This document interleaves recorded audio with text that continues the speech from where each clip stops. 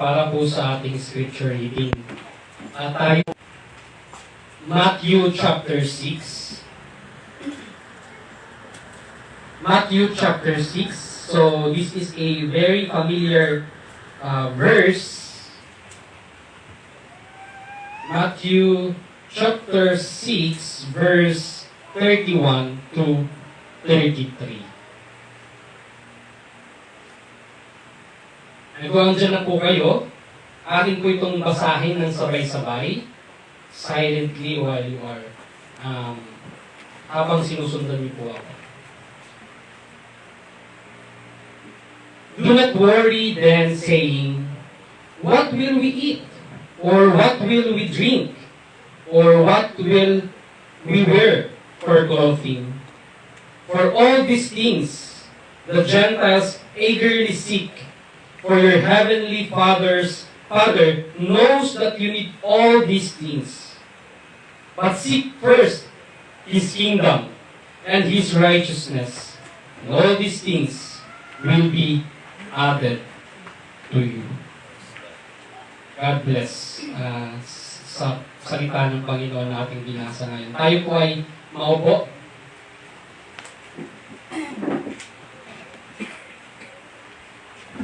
Dali lang po agawin ko lang, ayusin ko lang yung, madali siyang pumapatay yung sa laptop ko. Sa display. Sa settings, Settings, display. Ay, energy yata. Energy saver. Saan yan? Pwede. Dun sa magnifying glass. Okay, sige. Wait lang ha. Hindi ko na nakalimutan kong i-arrange Sorry.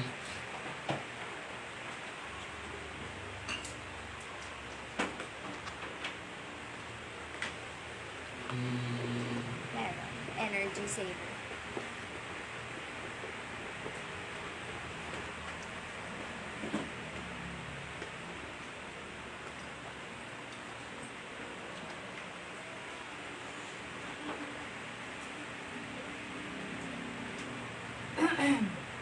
So, happy Lord's Day po ulit sa ating lahat.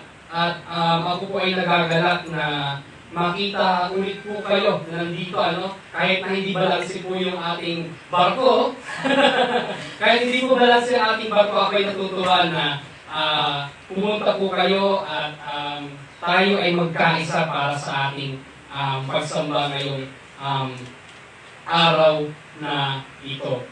And tayo po ay dumako sa ating sermon, And I will be the one to deliver the word today, ang God's word.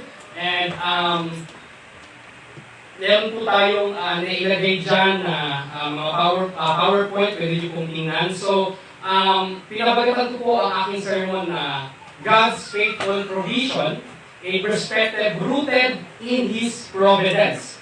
At ang ating pong sermon text ay makikita sa Philippians chapter 4, verse 19 to 20. So kung dala niyo po ang inyong mga Biblia, nawa ay makita ko kayong binubuksan at tinitingnan ang inyong mga Bibles, nang sa gayon ay masundan natin at makita ninyo kung ma-observe ninyo kung ano nga ba ang ating mensahe ngayon. Ano ba itong God's faithful provision at perspective rooted in His providence? Sa Tagalog po, tapat na pagkakaloob ng Diyos, isang perspektiba na nakaugat sa Kanyang paglalaan. So, kung atin pong babasahin ang ating passage today sa Philippians 4, verse 19 to 20, gagamitin ko po ang LSB, Legacy Standard Bible. Ang sabi po dito, sabi po ni Apostle Paul, and my God will fulfill all your needs according to His riches in glory in Christ Jesus. Now, to our God and Father be the glory forever and ever. Amen.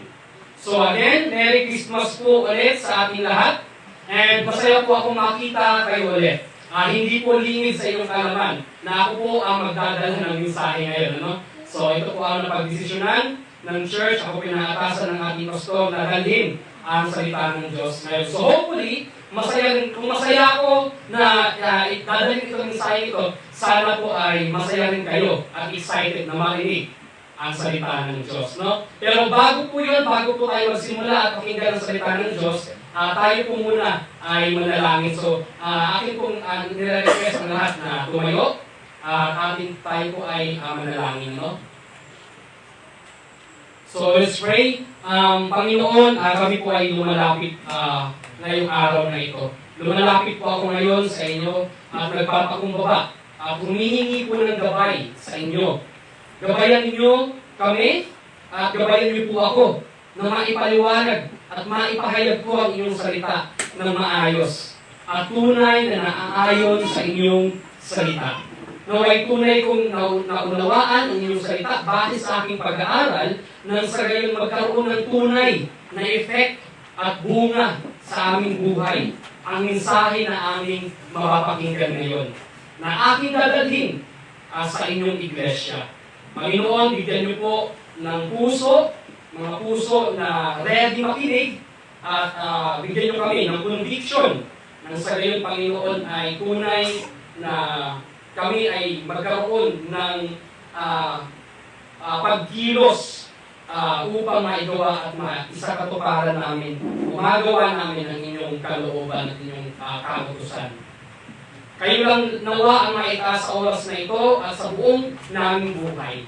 Malugod nawa kayo sa aming pagsamba ngayon sa mabuti naming Panginoon in Christ's name. Amen. Tayo na po yung maupo. So again po, ang sinabi ni Apostol Pablo sa kanyang sulat sa Philippians, sabi niya, "And my God will fulfill all your needs according to His riches and glory in Christ Jesus. Now to our God and Father be the glory forever and ever. Amen." Makatapos lang po ng Pasko, and halos lahat po sa atin ay nakatanggap ng regalo, nakakain ng masarap na pagkain, at nabili ang mga gustong bilhin. At nakasama ang kanya-kanyang pamilya, no? Ating mga pamilya nakasama natin. Lahat po ng ito ay dahil sa kabutihang loob ng Diyos. Wala po sa atin ang na-experience ang mga bagay na ito outside from divine providence. Everything we have gained, even up to this very moment, comes from His faithful provision for us. And every event that we have experienced and are about to face in the future is under His sovereign and providential control. So, bakit ko po napili itong passage na ito? Bakit ko po napili itong Philippians chapter 4, verse 19? Upang mapaalalahanan po tayo at makita natin, based on the Scripture, na hindi kailanman pinabayaan ng Diyos ang kanyang mga hinirang. Throughout the Scripture, God revealed to us His providence. From the very first book of Scripture, so ano ba yung unang libro ng Biblia? Ito po ang Genesis. Ang concept ng providence ay pinakita na ng Diyos even the very beginning, His creation. Ang pagkakasunod-sunod, kaayusan, at kahusayan ng kanyang paggawa ay nagpapakita ng kanyang providence. Inihanda ng Diyos ang lahat ng bagay para sa kapakanan ng tao. Hindi mabuhay si Adan and Eve without God's faithful provision through His divine providence. So kung titingnan po natin, lahat po ng bagay ay ginawa para sa kapakanan ng tao, mula sa liwanag hanggang sa mga puno at hayop at ang mga pangangailangan ng tao. Sa katunayan po, mga kapatid ko kay Kristo, kahit sa chapter 3 ng Genesis, even chapter 3 ng Genesis, ano po ba ang chapter 3 ng Genesis? The fall of man. Nung sila'y nagkasala sa Diyos, tinugunan pa rin ng Diyos ang kanilang pangangailangan at ginabayan sila sa kanilang pamumuhay. Sa katunayan, lahat ng nangyayari sa buhay ng tao ay sakop ng divine providence ng Diyos. Ang concept po ng providence ay pinakita din ng Diyos when Abraham refers to God as Jehovah Jireh. Na ang ibig kong sabihin ay the Lord will provide. So yun po yung ibig sabihin ng Jehovah Jireh. The Lord will provide. Genesis chapter 22, verse 14. Remember po the story? Natatandaan po ba natin yung story na ito? When God tested Abraham's faith, nung tinest ng Diyos si Abraham, na i-offer po ang kanyang pinakamamahal na anak na si Isaac. Kaya ito po ang sabi ni Yahweh sa Genesis chapter 22, verse 2. Then He said, "Take now your son, your only one, whom you love, Isaac, and go forth to the land of Moriah, and offer him there as a burnt offering on one of the mountains of which I will tell you." At dahil malaki at matibay ang pananampalataya ni Abraham sa Diyos, wala siyang pag-aalinlangan o nagdalawang isip man lang na hindi i-offer si Isaac na kanyang anak. Nung sinagot ni Abraham ang kanyang anak na si Isaac, sabi ni Isaac, "Where's the lamb for the burnt offering?" Ama, nasaan yung offering? Nasaan? Saan mo gagawin yung burnt offering sa Diyos? Verse 7. Ang sagot ni Abraham, ano po? Ang sagot po ni Abraham, ito po, God will provide. God will provide. So verse 8. If we will define the word providence sa libro ni John Piper, na providence, ito po yung sinabi niya. The word providence is built from the word provide, which has two parts. May dalawang pangki po ito. Pro, sa Latin word forward, and vide, sa Latin word to see. So, tingnan niyo yung salita, pro, vide, or sa English word provide, na ang ibig kong sabihin, to see forward, o to foresee, or to see beforehand. Na kung saan makikita mo yung mangyayari, no? Alam mo yung mangyayari. Hindi ka ignorant sa mangyayari. But ito pong sinasabi ni John Piper na to see beforehand, this is only based on etymology, no? Based on linguistic etymology. But in theology, providence is not mere foreknowledge.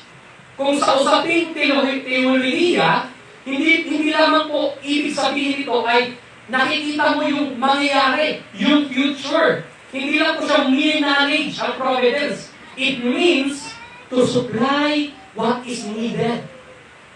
Yun po yung ibig sabihin ng providence. To give sustenance or support. Kaya po ang ibig sabihin, provide. Hindi mo lang alam kung ano mangyayari in the future, but you will act on it. Kikilos ka, gagawin mo yun. Merong acting na paggagawa. So hindi lang siya mere foreknowledge, na aware lang siya o alam lang ng Diyos ang mangyayari, but according to John Piper, ito po yung sabi niya, I will quote, God does not simply see as a passive bystander. As God, He is never merely an observer. He is not a passive observer of the Lord, and not a passive predictor of the future. Wherever God is looking, God is acting. So kung alam niyo yung mangyayari, kikilos din siya. Merong pagkilos na ginagawa ang Diyos, hindi niya lang alam. Hindi lang siya parang isang orasan na pag after na ginawa, hahayaan na yung mga bagay kahit alam niyo kung anong mangyayari. Alam niyo yung pagkilos ng orasan at hahayaan na yung mga tao kung ang orasan na kumilos. No, it is not only a mere knowledge, but meron itong kasamang pagkilos ng Diyos. So ibig sabihin, ang providence ay tumutukoy sa pangangalaga ng Diyos sa kanyang mga nilalang. Lalo na sa pamamahagi ng kanyang biyaya at sa pagtiyak ng kanilang pangangailangan according to His purpose and will. In short, sa madaling salita, Ang providence ng Diyos ay isang pagpapakita ng kanyang walang hanggang kabutihan at katapatan. Yun po ang ibig sabihin ng providence. Kung babalikan natin ang early generations, kung papakinggan niyo po, ito po ang sabi ni R.C. Sproul sa kanyang libro na Truth We Confess. Ang mga Christians daw noon ay constantly aware sa divine providence. And because they were so immersed in providence, providence became a name for God. Ibig sabihin, yung mga tao noon, yung mga Christian people noon, early generations, ipinangalan nila sa Diyos ang pangalan ng providence. Ang tawag nila sa Diyos, providence. Yun yung tawag nila sa Diyos noon. So, ibig sabihin, some years ago, sabi ni R.C. Sproul, some years ago, during a television special on the Civil War, isa sa mga dramatic moments na nangyari ay nang basahin ng mga letters na isinulat ng mga sundalo bago ang kanilang laban para sa kanilang asawa, kasintahan o magulang sa hindi tiyak na hinaharap. Ito po yung isa sa mga sulat ng sundalo. At napaka-very touchy, no? Yung sinabi ng sundalo. Sabi dito, my beloved wife. And remember, no, sabi kanina, providence ang tawag nila sa Diyos. My beloved wife, providence has brought me to this point in my life. And I know not what providence has in store for me tomorrow. And if it should be according to providence that I not survive tomorrow, I will entrust the care of you and of the children to the same benevolent providence. Napakasarap pakinggan ito sa isang taong may malaking pagtingin sa Diyos. Na alam niya at kilala niya kung sino ang Diyos na sinasamba nila. Kinikilala nila ang Diyos bilang isang providential Diyos. Ganito po i-acknowledge at tinitingnan noon ng mga Christians ang Diyos. They believe that God governs all things according to His most wise and holy providence. Ang nakakalungkot lamang po, sa panahon natin ngayon, ito po yung nakakalungkot. Like example, in our season today, people, when they celebrate Christmas, makakasin niyo po, Christ is not there. Ang sineselebrate po nila, hindi po Christmas. Mass. Wala po si Christ eh. Right? Nagse-celebrate po sila ng Pasko without the Christ who give us the Christmas, no? Hindi pasok si Kristo sa kanilang buhay at kaligayahan. Pinapahalagahan ng mga tao ang ganitong season without putting Christ back as the meaning of their Christmas. Ang iniisip ng marami na kaya nilang mabuhay na wala ang Diyos. People live as if there is no eternal future at all. Ulitin ko po. People live as if there is no eternal future at all.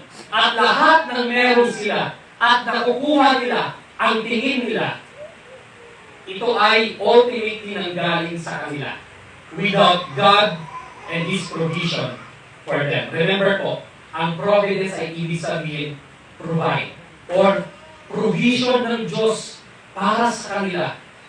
They don't know and they don't have any relationship with the God of providence. Ito po ang ugat kung bakit marami ang balisa, namumuhay sa takot, laging nag-aalala sa mga bagay-bagay, at walang kapayapaan sa puso. Dahan-dahan nasisira ang kanilang buhay at dahil sa kapighatian o depression, ang iba ay nahantong sa self-destruction o yung tinatawag na suicide. Dahil hindi nila kilala ang God of Providence. This is because people are consumed by mere pleasures and fleeting happiness. They focus not on the things of God, but on the temporal matters of this world. And they are influenced by motivational speakers, spiritual gurus, like sa mga Buddhist, no? Sa mga Hindus.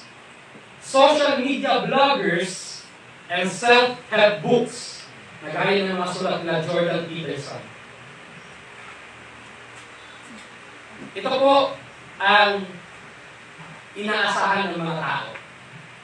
Ito po yung nagpro-provide para sa kanila ng kaalaman na hindi galing sa Diyos, that do not provide true knowledge and wisdom and do not lead them to conform to Christ. Ito ang mga bagay na mention ko kanina. Motivational speakers, spiritual gurus, social media bloggers, and self-help books.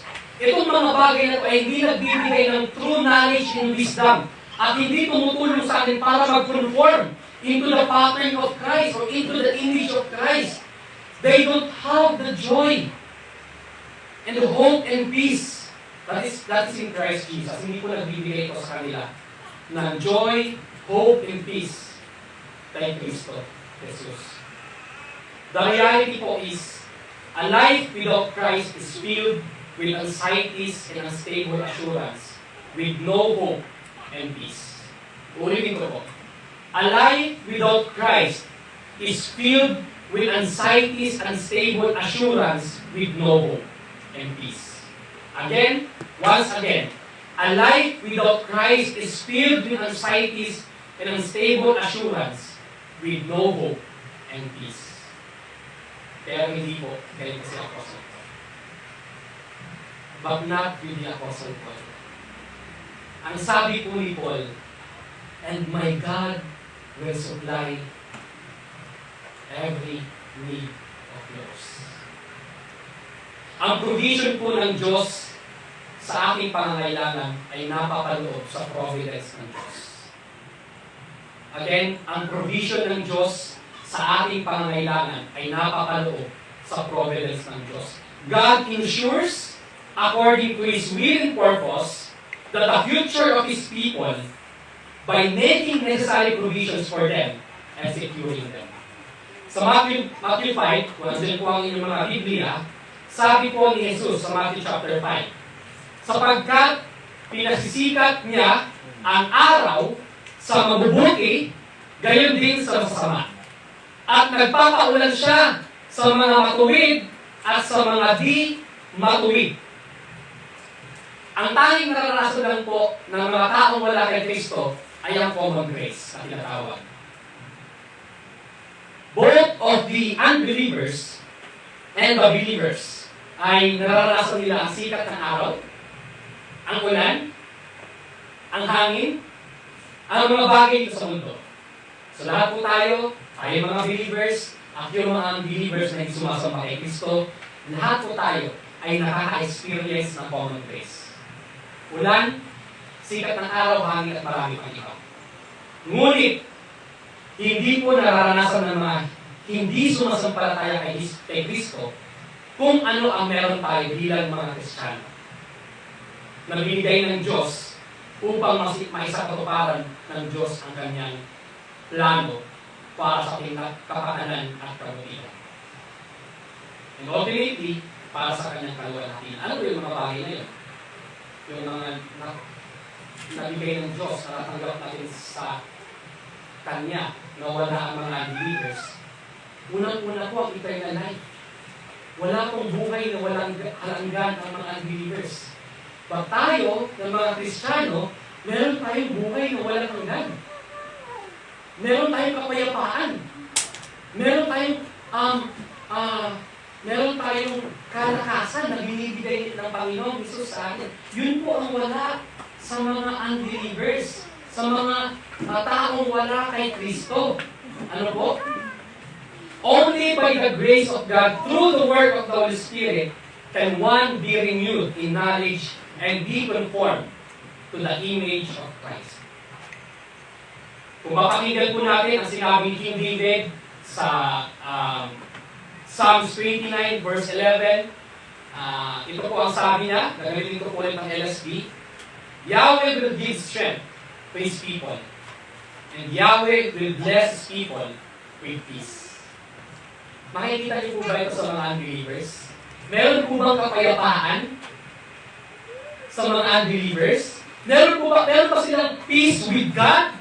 Na masasabi nila na ako ay may kapayapaan sa Diyos? Wala po.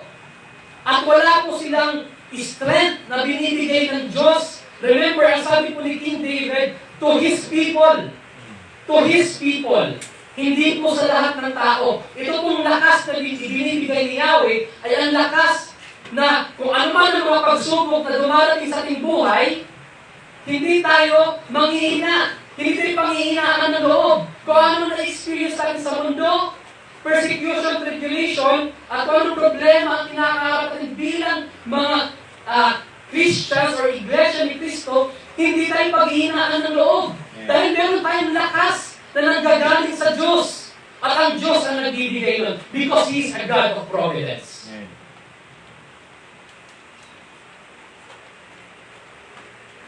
To His people, He will give strength. And He will bless them with peace. Maririgil lamang ito sa mga taong tunay na binago ng Diyos. Kung ikaw ay tunay na binago ng Diyos, meron kang lakas to endure in your faith, at meron kang kapayapaan sa Diyos. Sabi ni Paul, now may the God of hope fill you with all joy and peace and believing, so that you will abound in hope by the power of the Holy Spirit. Remember, unbelievers have no Holy Spirit. Wala silang banal na Espiritu. Walang tutulong sa kanila para i-convict sila sa kanilang kasalanan. Wala ang banal na Espiritu sa kanila para tulungan sila to endure in the faith. At pangalawa, wala silang pananampalataya. Wala silang pananampalataya sa Diyos. So what's the connection of this introduction? Introduction ko lang po ito sa ating passage. Sa Philippians chapter 4, verse 19 to 20. So kung titingnan po natin, ang Philippians ay isinulat ni Paul at tinatawag itong prison epistle. Yung sulat po ni Paul na Philippians, the letter of Philippians, the letter of Paul to the Philippians, ito po ay tinatawag na prison epistle. Anong ibig sabihin ng epistle? Letter po. Yun po yung ibig sabihin ng epistle. So, tinawag siyang prison epistle along with his other epistles, kagaya ng Ephesians, Colossians, and Philemon. Dahil ito ang kanyang isinulat sa loob ng kulungan. So, isinulat po ito ni Paul, yung letter niya sa Philippians, sa loob ng kulungan. Kaya siya tinatawag na prison epistle. Ito ang first imprisonment niya sa Rome noong AD 60 and 62. 2 taon po. Ang Philippian Church, ang unang church na naitatag ni Paul sa Europe. No? Sa kanyang second missionary journey. So nung nagkaroon siya ng mission, second missionary journey sa Rome, sa Europe, ay una po na-establish or na-found na church ay ang Church of Philippi. Yung Philippians, no? Philippian Church. O ang Philippus, no? So, mababasa po natin ito sa Acts chapter 16, verse 12 to 40. So, kung gusto niyo pong tingnan, ay pwede niyo pong puntahan yan. Dito lang po babasahin. Dito niya nakilala si Lydia. No, ito po yung pangalan ng lola ko. Lola Lydia, pinangalan po sa kanya. No, dito niya nakilala si Lydia na isang business woman sa city of Philippi. Before nakulong si Paul at saka si Silas. At ang Philippian jailer na nagbabantay sa kulungan nila Paul at ni Silas and other prisoners. These two people, Lydia and the jail prisoners, ay na-convert po. Sila po ay na-born again. These two people got converted and became Christians. And Paul's Christian life is filled with opposition. Sa totoo lang. Yun po ang dahilan kung bakit po nakulong si Paul. Dahil po sa mga opposition sa kanya. Hindi po nagustuhan ng mga tao sa Rome ang mission na ginagawa ni Paul at saka ni Silas. Gusto siyang ipapatay ng kanyang fellow Jewish people at pati na rin ang mga Gentiles dahil sa kanyang katapangan na sundin si Kristo. at ipahayag ang gospel sa kanila. Kung babasahin po natin ang 2 Corinthians chapter 11, verse 23 to 29, sabi po ni Pablo, sundan nyo na lamang po ako, sabi niya, sila ba'y mga lingkod ni Kristo? Alam kong paano na akong baliw sa sinasabi ko, pero ako rin ay lingkod ni Kristo. At higit pa nga kaysa sa kanila. Dahil higit ako nagpakahirap kaysa sa kanila. Mas maraming beses akong nakulong, nahagupit, at nalagay sa binggit ng kamatayan. 5 beses po akong tumanggap ng 39 na hagupit sa kapwa kong mga Hudyo. 3 beses akong pinaghahampas ng mga sundalong Romano.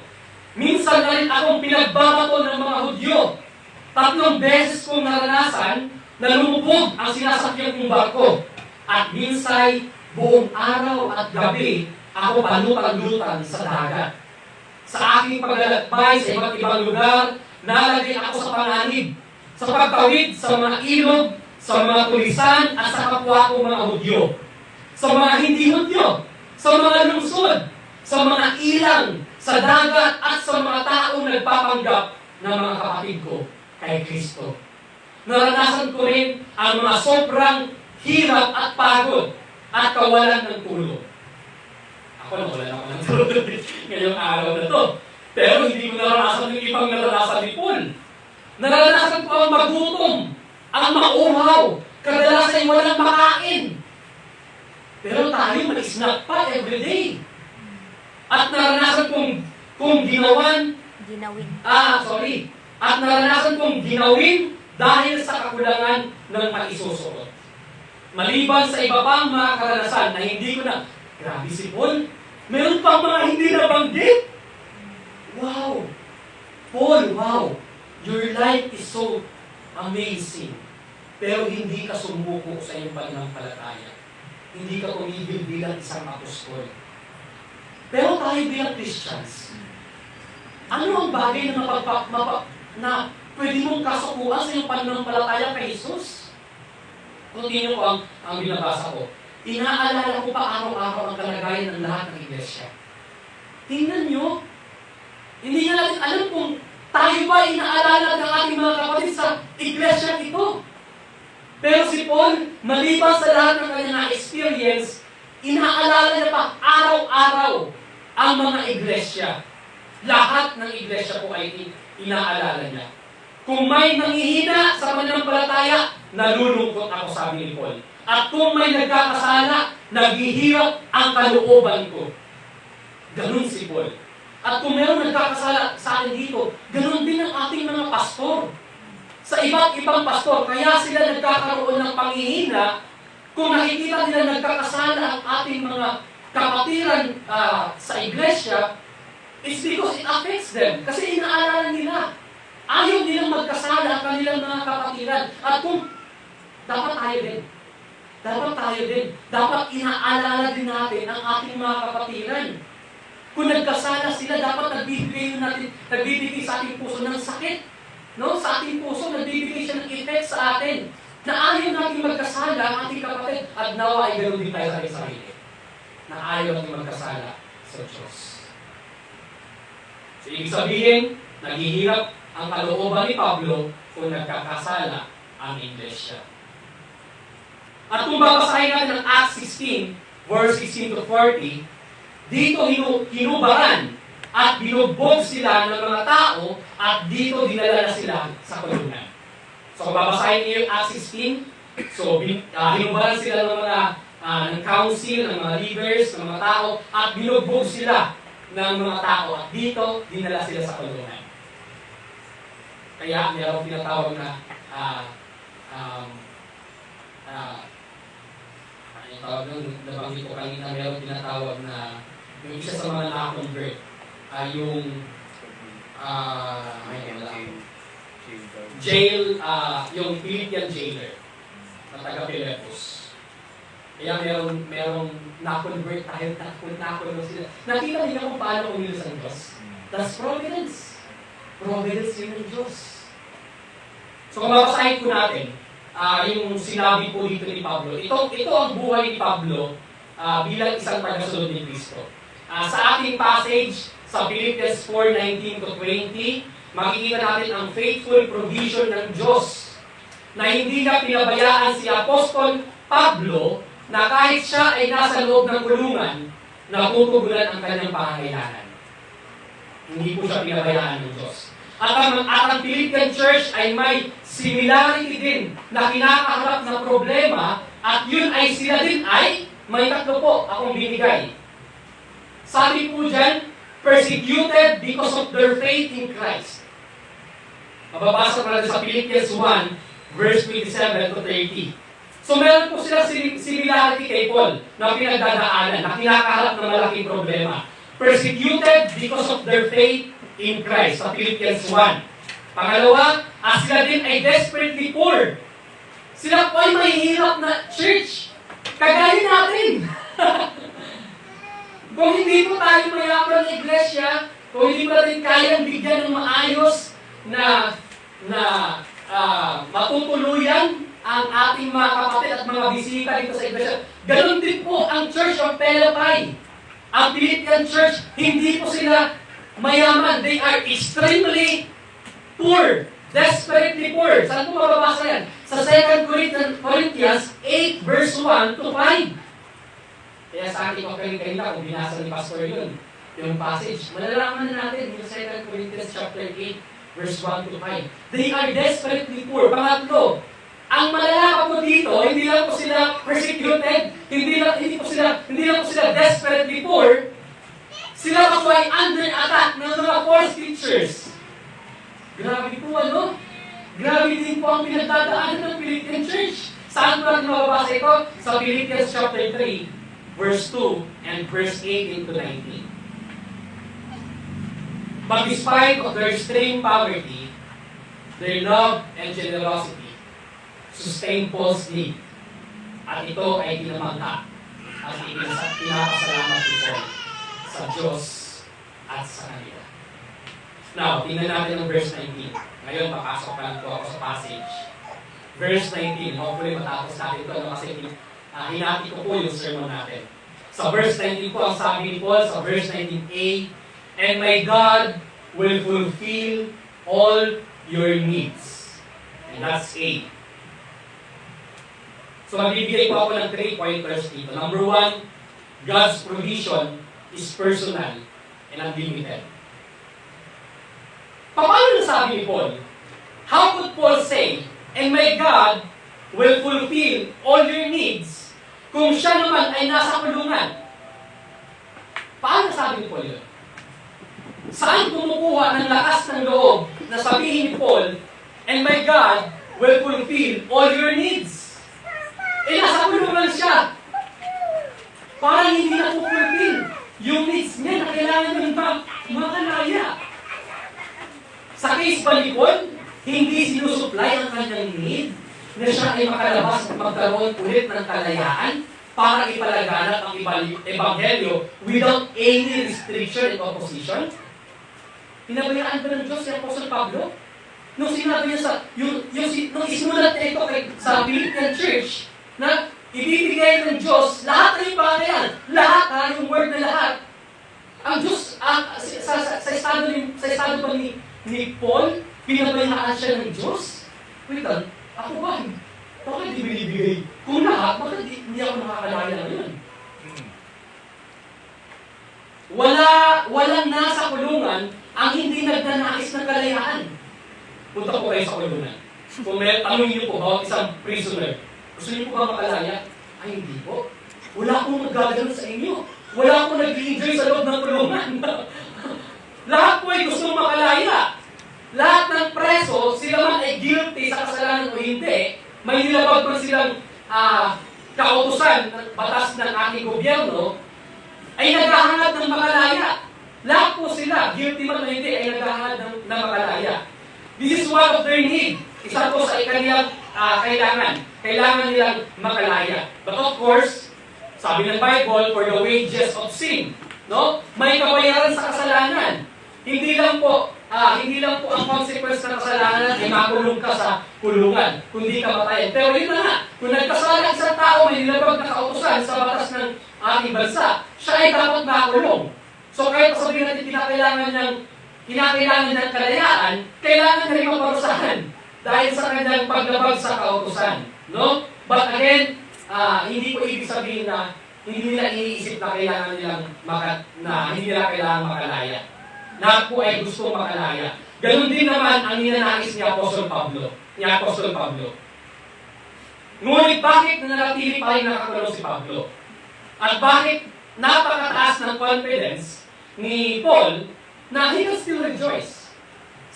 Remember sabi ni Paul, rejoice always. And again, I say, rejoice sa Philippians. Sabi niya sa mga Pilipos.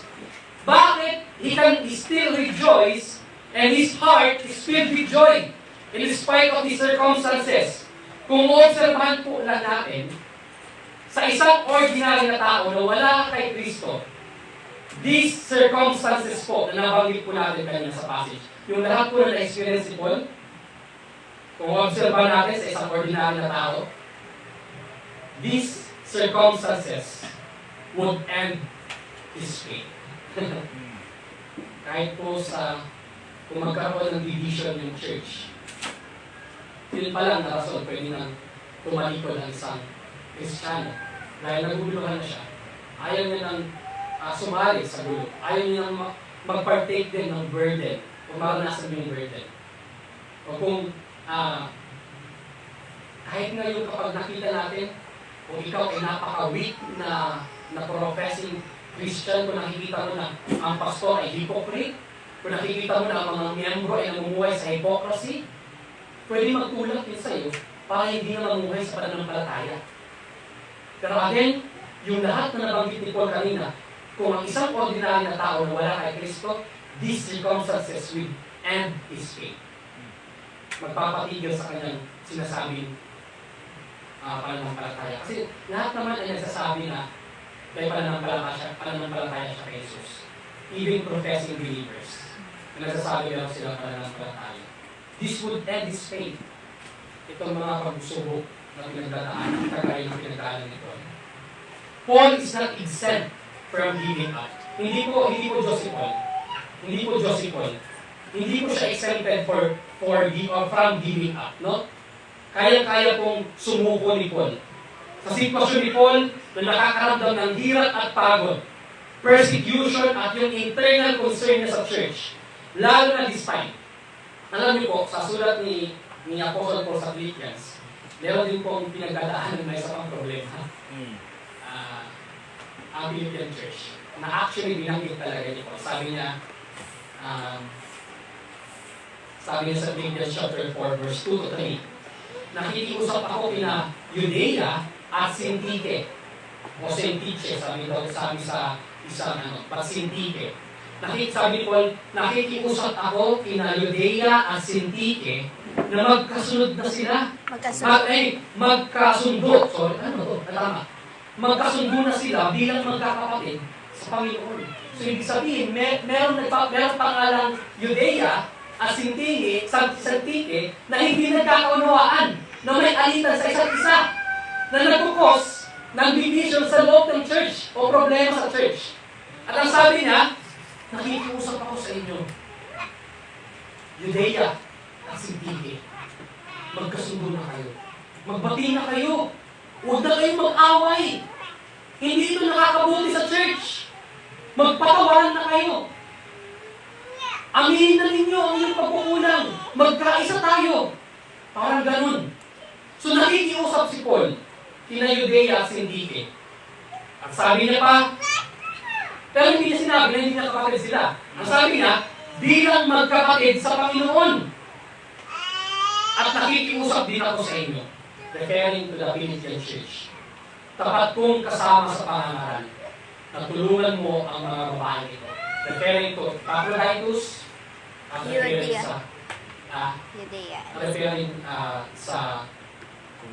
sa congregation. Because this is his letter to the Philippians. And nakikiusap din ako sa iyo. Tapat kong kasama sa pangangaral na tulungan mo ang mga babae.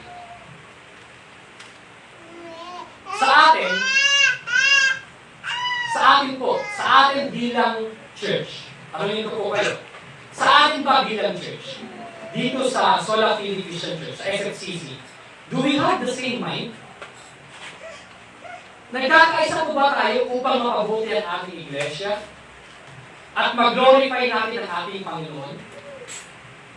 Tunay nga ba natin ninanais ang unity at maturity o tayo ang nagkukos ng trouble sa loob ng church? Instead na ine-edify natin ang bawat isa, ay sinisira pa natin ang ating mga kapatid at nagkakaroon ng hidwaan sa isa't isa.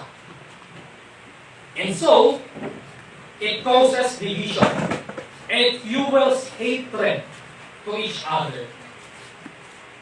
Yun po ba ang ginagawa natin sa loob ng church? Instead na i-edify natin, tulungan natin, magkaisa tayo, sinisira natin ang ating mga kapatiran. Ganun na tayo bilang sa church. E kung ganun tayo, huwag na tayo maging church. Di ba po? Walang silbi. Walang silbi. Pero si Paul, gusto niya magkaisa ang lahat ng miyembro ng isang iglesia. Yun ang pakiusap niya kay Judea at Sinti. Sa case ni Paul, isa din po ito sa kanyang inaalala. Na kahit na siya ay nasa kulungan, yun ay sa kanyang iniisip. Dapat hindi na niya iniisip yun, nasa kulungan siya eh. Pero gano'n niya kamahal ang iglesia. So kung nararamdaman ninyo na parang ginugulo kayo ng pastor natin, huwag kayong mapikon. Huwag kayong mapikon. Providence po yan ng Panginoon. Parang paalalahanan po tayo lagi. Hindi naman po kayo sinasaktan ng ating pastor or yung napapanood natin sa kung na-experience yung mga panood sa social media yung pastor na sinisigawan ang kanyang mga membro. Hindi naman po siguro ganun ang ating mga pastor. Ang ating pastor, ibalumanay na tinatamak tayo, pinakausap at pinapaalalahanan. Sana tanggapin natin ng maayos at merong kababaan loob sa ating mga puso. So again po, hindi po superman si Paul, hindi po siya Diyos. This could tempt Paul to surrender, to give up. Sumuko. O isipin niya na lang ang kanyang sarili upang hindi na dumagdas pa sa burden niya na kanyang naranasan. Kung selfish lang si Paul, ayaw niya na isipin. Kung hindi naging selfless si Paul, hindi na dapat ito iniisip. Ayaw niya na isipin ko. Mas iniisip niya kung paano siya makakalaya sa Lord. If he is a selfless, if he is a selfish person. But no, he is a selfless person. Sana maging kagaya tayo ng Apostle Paul. Kahit hindi na tayo dito, yun ang makita sa ating buhay. Yun ang ating ipalalangin na maging kagaya tayo ng Apostle Paul. Sa lahat ng kanyang pinagdadaanan, it's easier to say, Amen. Tapos na, ayoko na. Hindi ko na kaya. I'm done. Hindi ko na kaya. Pagod na po ako. Lord, pagod na po ako. But no! Ang sabi niya, rejoice always. And I say, rejoice. Rejoice always. And I say, rejoice. Hindi mo ba nararamdaman ko, mga kapatid? Kailangan mong mag-rejoice while you are in the midst of trouble, in the midst of trials, in the midst of persecution. Kailangan mo manindigan sa iyong pananampalataya dahil ang Diyos ay nandyan para sa iyo. Hindi ka pinapabayaan ng Diyos. So, it's easier to say, I'm done, than to rejoice and be thankful. At kung meron mang tao ang may dahilan to express his dissatisfaction about something, kung meron mang dahilan to grumble and worry, kung meron mang isang taong may dahilan nito, it was and should be the Apostle Paul. Hindi tayo, mga kapatid. Dahil wala tayo sa kalingkingan ng pinagdaanan ni Apostle Pablo. And ultimately, wala sa kalingkingan ng pinagdaanan ng ating Panginoong Jesus na nag-suffer kahit na walang kasalanan. Sabi nga ng aking asawa, dinuraan. Nilagyan ng korona koronang matinik sa kanyang ulo. Every time we witness, every time we evangelize, ito ang lagi ko narinig sa asawa ko. Pinapakita ng Diyos every time we evangelize. Nire-remind kami ng Diyos na mayroong Kristo na namatay 2,000 years ago. And that's why we celebrate Christmas. It's because of Him. Not because of ourselves and our gifts na binibigay sa isa't isa. Hindi po yan ang meaning ng Pasko. Ang meaning po ng Pasko ay si Kristo at si Kristo lamang. So kung meron mang isang tao na may karapatan o merong dahilan para sabihin nagrereklamo ako, may dissatisfaction sa buhay. It was and should be the Apostle Paul. Pero, mas pipiliin po ni Paul ang isipin ang kapakanan ng iglesia kesa ang pinagdadaanan niyang hirap. Because he is a person who is selfless. Selfless. Hindi iniisip ang sarili. Sa mga ganitong pong sitwasyon, dito po nare-reveal ang estado ng puso ng isang tao. Madali sa isang tao ang tumalikod sa Diyos at sa kanyang mga gawain. We are living in a fallen world. We should admit that. No, we are in a fallen world. And our fallen world ay nagiging mas worse and worse pa. Hindi po paganda ng paganda ang mundo. Papangit na papangit po ang mundo.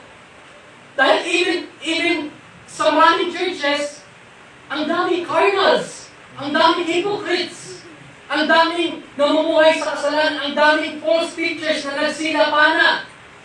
Dumadami po sila at yun po yung prophecy ng Panginoong Hesus na mangyayari sa mundo. Ito ang sa yung Revelation, ang daming mga false teachers na magpapanggap na magsasabihin nila na sila ay si Kristo.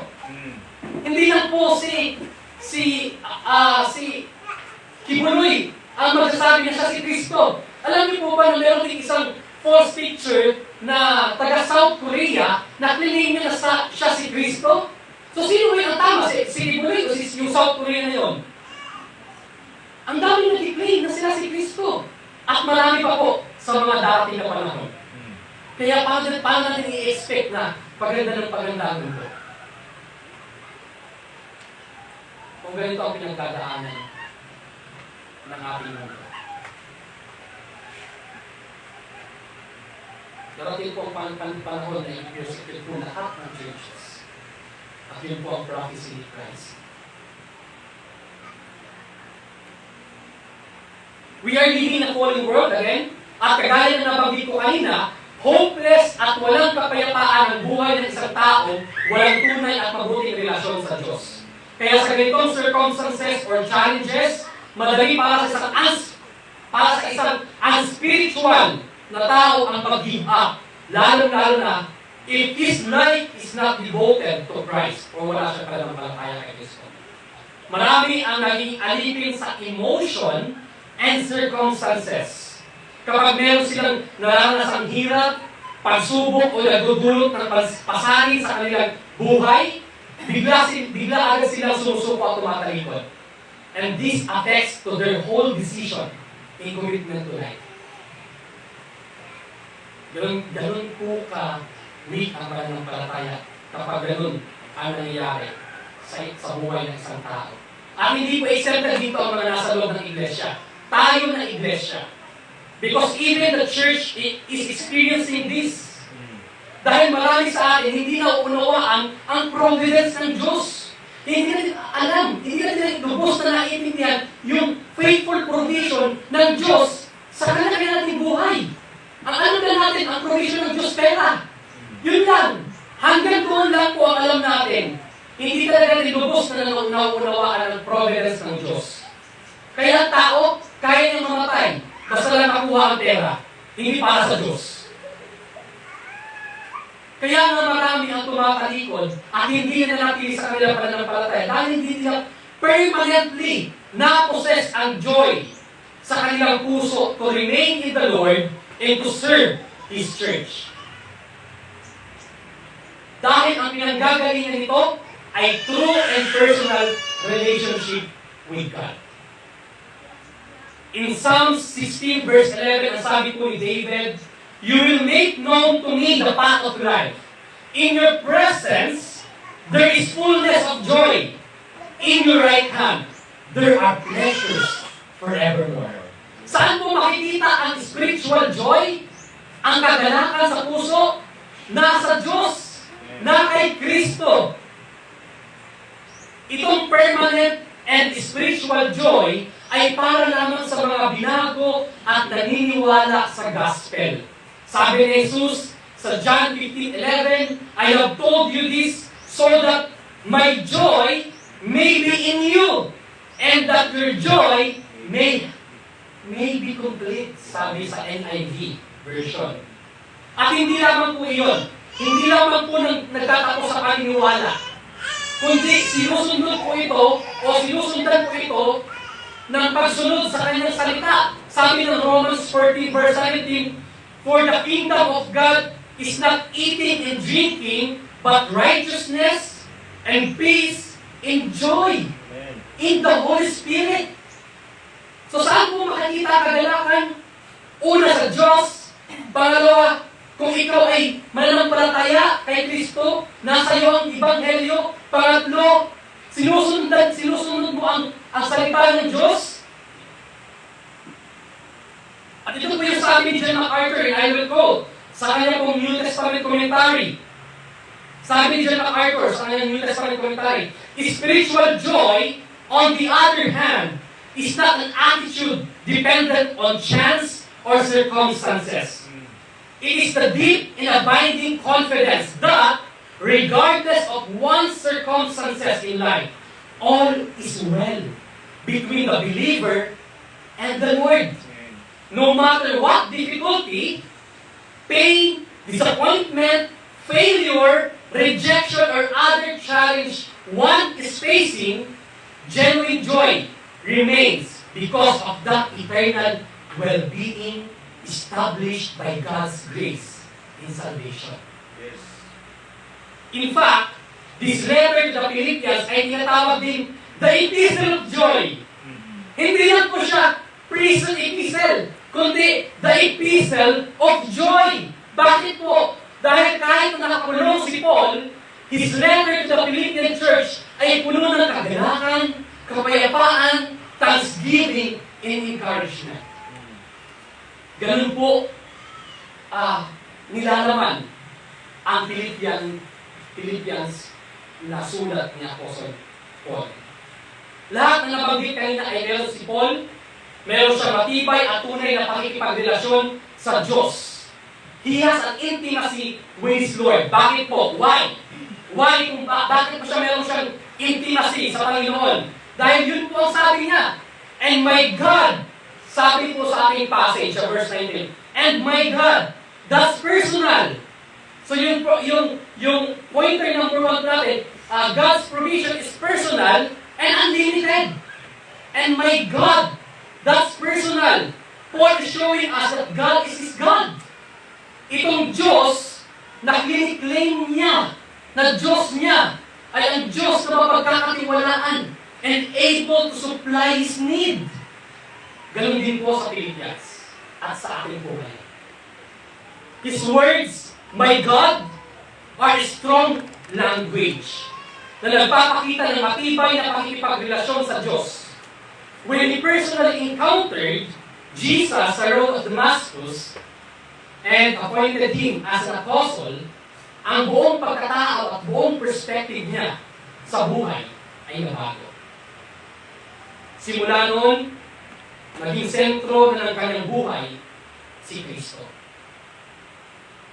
Pinubahid po na ng Panginoon ang kanyang pangangailangang espiritual, ang kanyang relasyon sa Diyos, at ang kaligtasan.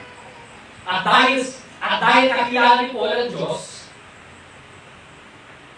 ang pag-aala ay wala sa vocabulary ng kanyang buhay. So kung meron kang intimacy with your Lord, dapat wala sa vocabulary ng iyong buhay ang pag-aalala. Pag-aalala. And I would suggest, I would highly recommend the book of John MacArthur na Anxious for Nothing. Dapat hindi po tayo nag-aalala. Dapat hindi po tayo balisa. No? As a Christian. Dahil ang buhay na walang hanggan ay nakamit na po ni Paul. Nakamit po ni Paul. Kaya hindi po siya nag-aalala. At kaya po sabihin na rejoice always, and I say rejoice. He has all the reason to rejoice. Yet, it does not mean na ang kalagayan niya dito sa mundo ay nasa maayos na. Hindi po ibig sabihin na porket meron siyang intimacy with his Lord, ay magiging maayos na yung buhay na bilang Kristiyano. He is still in prison. Nasa kulungan pa rin po siya.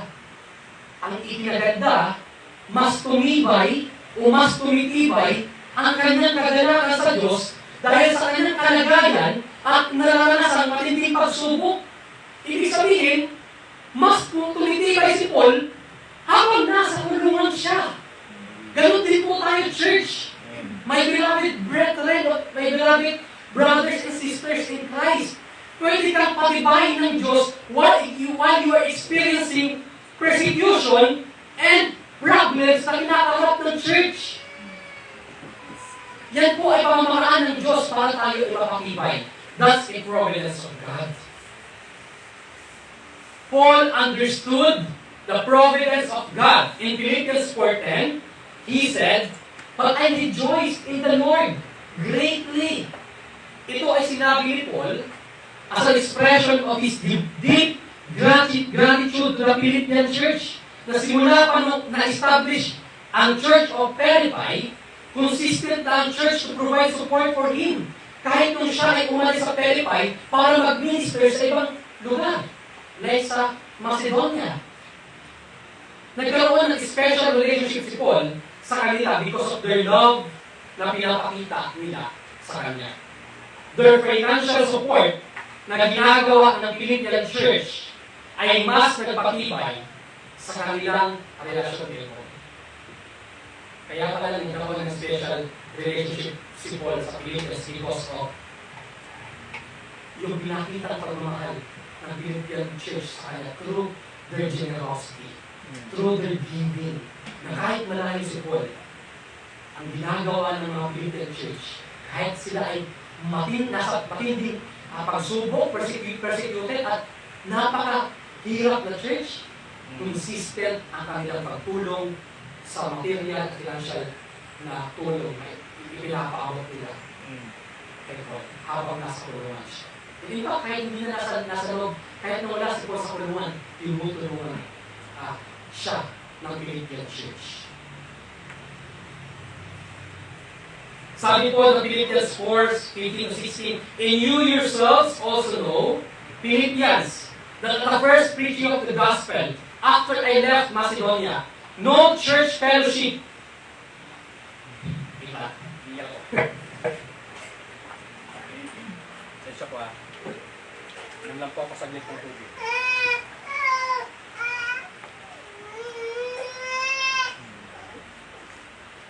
Sabi po sa Philippians chapter 4, verse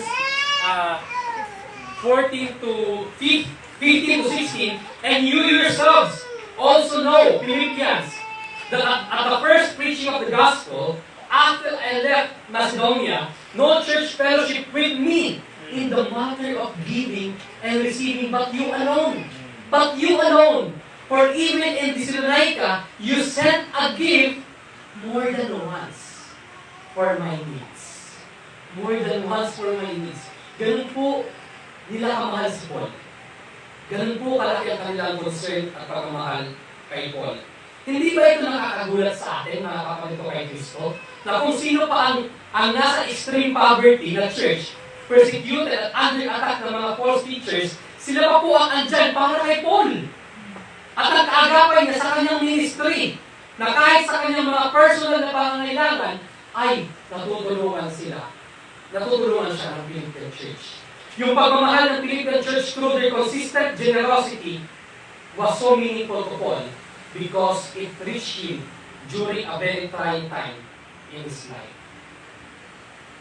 And despite of the Philippians' deep concern to Paul's need, hindi rin naiwasan that there are past years na nagkaroon ng lack of opportunity ang Philippians to provide support for him sa kadahilanang baka hindi nila ma-locate si Paul or unaware sila sa need ni Pablo. So, ibig sabihin, nagkaroon din ng mga taon na nagkaroon ng lack of opportunity si Paul as ang Philippians na tulungan si Paul sa material na pangangailangan nila.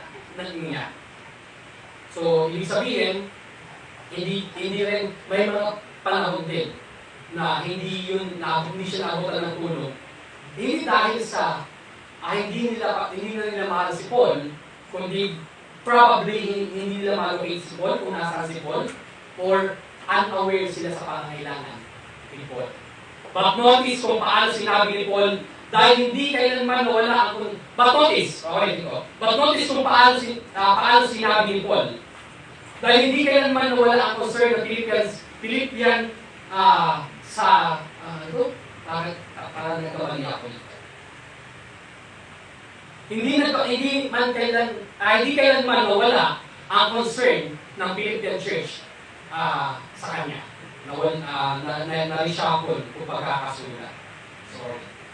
This time, kaya naisulat ito ni Paul ay dahil nagkaroon ulit ang Philippians ng pagkakataon na tulungan si Paul sa kanyang pangangailangan. So habang sinusulat ito ni Paul, nagkaroon na ulit ng opportunity ang Philippians na tulungan siya sa tulungan.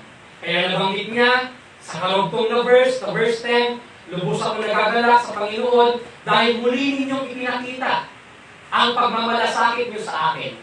Alam kong lagi kayong nagmamalasakit sa akin. So wala pong time or oras or panahon na hindi o nawala ang pagmamalasakit ng Philippine Church sa kanya, kasi lagi kayong nagmamalasakit sa akin, sabi ni Paul. Kaya lang, wala kayong pagkakataong maipakita ito. Yun yung mga panahon na dumaan, na hindi siya naabutan ng tulong ng Philippine Church. Sa verse 18, sabi niya, ngayon, dahil sa tulong na ipinadala niyo sa akin sa pamamagitan ni Epaphroditus, natugunan na ang pangangailangan ko, at sobra pa nga.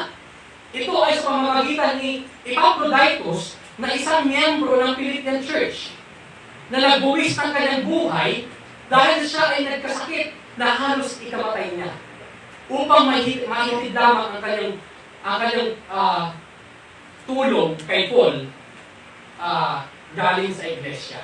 So, ibig sabihin, si Epaphroditus ang naging dahilan kung bakit natulungan si Paul na abutan ng tulong ulit galing sa Church of Philippi because of Epaphroditus. At ang nakaka-amaze pa dito, muntik na mamatay si Epaphroditus dahil sa kanyang sakit. But even if meron siyang sakit, pinili niyang tulungan si Paul. At alam niyo kung anong providence na pinakita dito ng Diyos sa kanilang buhay ni Epaphroditus at ni Paul? Ito po.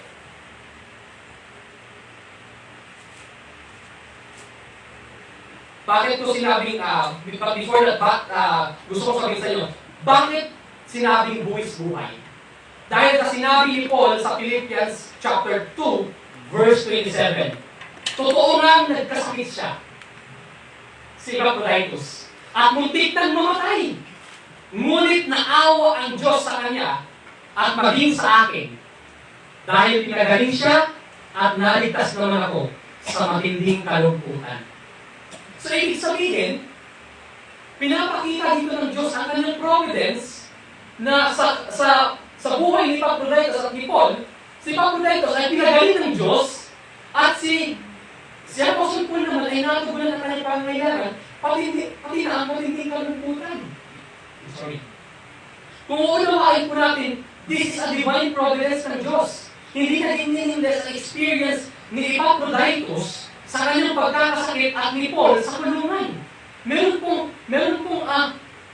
provision na ginawa ang Diyos doon. Meron pong pagkilos na ginawa ng Diyos doon. Remember, pro and vide, to provide. Hindi lang pong mere knowledge na alam ng Diyos na mayroong Epaphroditus na aalis, tutulungan si Paul, at si Paul ay nasa kulungan. Hindi lang po yung alam ng Diyos, kundi meron siyang pre-provide. Meron siyang pagkilos na ginawa.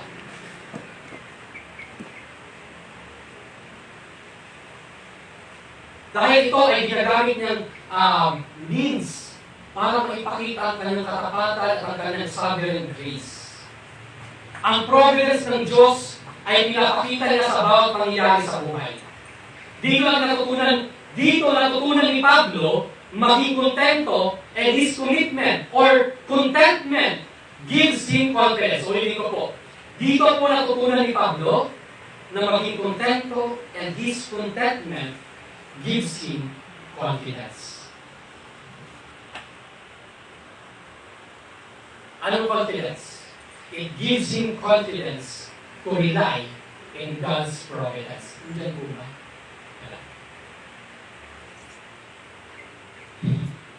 His focus ay hindi nakabase sa kanyang natatanggap na tulong galing sa Philippians, kundi sa faithful provision ng Diyos sa kanya. Tunay na mapagkakatiwalaan niya ang Diyos because he knew his God. Kaya his statement is, my God. Because it emphasizes intimacy and personal relationship. Kaya yung sinabing, and my God, sa passage ko natin sa verse 19. God knows what Paul needs. Alam po ng Diyos kung anong kailangan niya. And God's provision is not only personal, but also unlimited. Hindi ito limitado lamang sa physical need ng tao.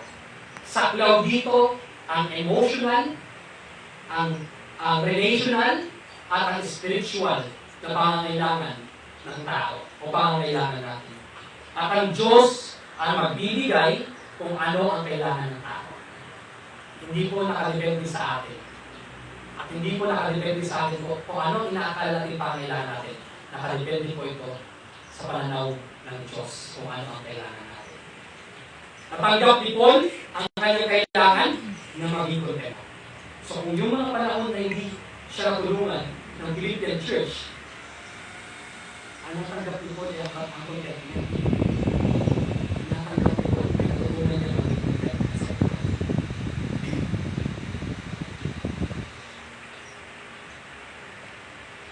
Natanggap ni Paul ang kanyang kailangan na maging kontento even nung time na nagkaroon ng lack of opportunity ang Philippian Church to financially support him. He learned to be content. Ito ang gustong ibigay ng Diyos at kailangan ni Paul. And Paul also knew it. Alam ni Paul yun. Gusto kong sabihin po sa inyo na that's a Christian character. Ang contentment. Ang marunong makontento sa buhay. That's a noble character. Even if hindi man ma-meet yung immediate need ni Paul, maybe like food, clothing, or any material or physical need, Paul learned how to be content. Sabi ng evangelical exegetical commentary, mula sa pananaw ng Diyos, ang kailangan ng isang tao ay hindi nakabatay sa kung ano ang inaakala ng tao na kanyang kailangan, kundi kung ano ang alam ng Diyos na kanyang kailangan, maging material o iba pa. Yan po ay sabi ng evangelical exegetical commentary. Kaya ang sabi ng in verse 11-13 ng Philippians 4, hindi ko sinasabi ito dahil nangihingi ako ng tulong sa inyo. Sapagkat natutunan kong maging kontento, anuman ang kalagayan ko. Natutunan ko na ang lahat ng ito, kaya maging anuman ang kalagayan ko, busog man o gutom, sagana o salat, kontento pa rin ako. Kaya kong harapin ang kahit anong kalagayan sa pamamagitan ng tulong ni Kristo na nagpapatatag sa akin. Alam niyo yung very familiar verse na sinabi niya, I can do all things through Christ who strengthens me. Ang malila sa ginawa ni Stephen Curry, I can do all these things without Christ who strengthens me. Nakita niya sa sulat niya, sa kanyang sapatos. Ganun po kakilala ni Paul ang Diyos. Hindi siya controlled by his emotion and circumstances na pwedeng ikasira niya and to give up. But he is controlled by the Holy Spirit and with right perspective. Ito ang lagi kong minsan sinasabi sa atin, sa ating magkakapatid. Sabi ko, right perspective, right perspective. ang kanyang pagiging kontento ay isang pagpapakita ng selflessness. Ang kanyang pagiging kontento ay isang pagpapakita ng selflessness. Sabi po ni Johnny Erickson Tada, contentment has an internal quietness of heart that gladly submits to God in all circumstances. Sana po, maging ganito yung attitude natin. Nagkakaroon tayo ng contentment sa mga puso natin.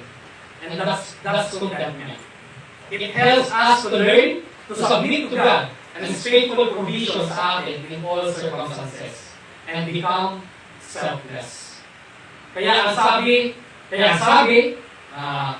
ulit ni Paul sa verse 17, ito yung sabi niya, sa verse 17, sinasabi ko ito, hindi dahil gusto ko makatanggap ulit ng tulong mula sa inyo, kundi dahil gusto ko makatanggap kayo. So hindi pala sa kanya, kundi sa church ng Philippi, ang concern niya. Kundi dahil gusto kong makatanggap kayo ng mga gantimpala dahil sa kagandahang loob na inyong pinapakita sa akin. Kung tunay na natutunan ni Paul na maging kontento, din ang kanyang kagalakan ay hindi dahil meron siya nakukuhang personal material benefit sa kanila, kundi because of its spiritual impact and benefit para sa kanila. Kaya niya sinabi po iyon. So para sinasabi ni Paul, dahil sa inyong pagmamahal at kabutihan na pinapakita sa akin ng paman, makakaasa kayo na hindi kayo pababayaan ng Diyos. At isusupply niya ang lahat ng inyong pangangailangan dahil ng pagsupply niya sa aking pangangailangan. Kung nagkaroon man ng mga tao na hindi ako naabot ng inyong malasakit at tatanggap ang tulong, providence po yun ng Diyos para sa akin. Na instead of material or physical need, ang ibinigay niya sa akin ay maging kontento. Dito ako tinuruan ng Panginoon.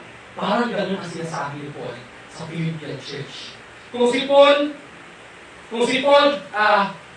sa kanyang intimate relationship sa Diyos at kilala niya ang Diyos dahil ang provision ng Diyos ay personal, provide ng Diyos ang kanyang pangangailangan, how much more to the Philippians and how much more to us.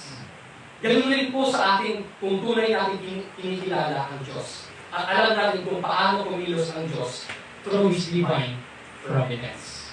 He is faithful to His provision, my dear brothers and sisters. Kaya naman, ang karugtong na sinabi ni Paul sa verse 19, and my God, so kanina, and my God, and ngayon po ang sinabi niya, ang karugtong sinabi niya, and my God will fulfill all your needs. O sa ibang translation, supply every need of yours. God is a personal God. At gaya ni Paul, dahil may personal relationship ang mga Pilippians sa Diyos, His provision for them will be evident sa kanila sa anumang sitwasyon ang mangyari sa kanila. He will fulfill all or supply all their needs. And notice po, tingnan niyo po mabuti, ang the word, all your need. Kung hindi natin aalamin kung anong ibig sabihin ni Paul sa salitang all, ang salitang your need, madali tayong malinlan at